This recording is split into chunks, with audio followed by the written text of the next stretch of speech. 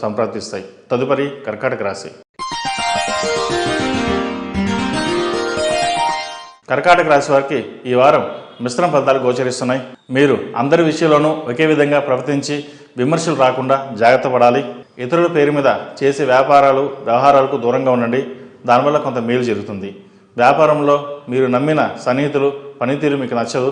ప్రతి చిన్న విషయానికి తగాదాలు పడేవారి వలన చెప్పుకోదగిన స్థాయిలో చికాకు కలుగుతుంది. అర్థం లేని తగాదాలకు పరిష్కారం కనిపించదు.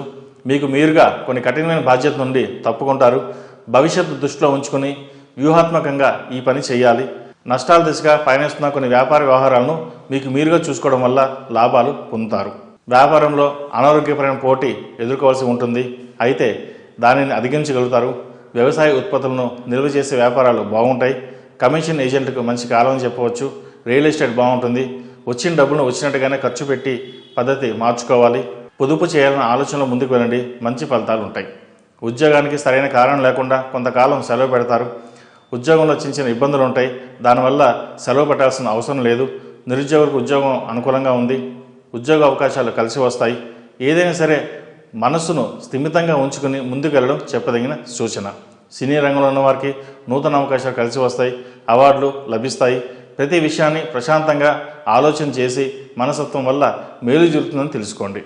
ఏది ఏమైనప్పటికీ ఉద్యోగ వ్యవహార విషయాలు ఈ వారం బాగుందని చెప్పవచ్చు.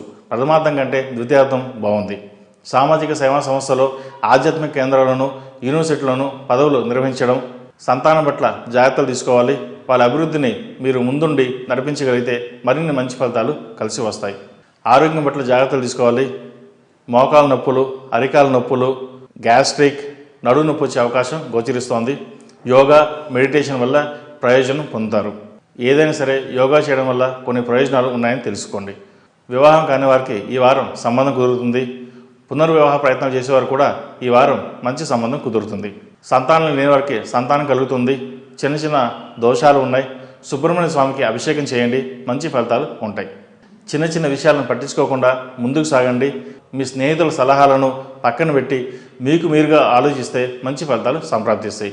ఏది ఏమైనప్పటికీ కష్టే ఫలి అన్నట్టుగా వెళ్ళండి. మానసిక దృఢత్వం అలవర్చుకోవాలి. మానసిక బలహీనత పనికిరాదు. ప్రతి విషయంలోనూ సున్నితత్వం పనికిరాదు.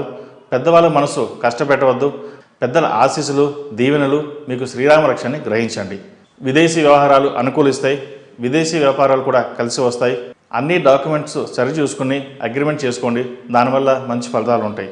వ్యాపారపరంగా అభివృద్ధి బాగున్నప్పటికీ ఏదో చిన్న ఆటంకాలు ఎదురవుతాయి. దైవానుగ్రహం తోడుంటుంది.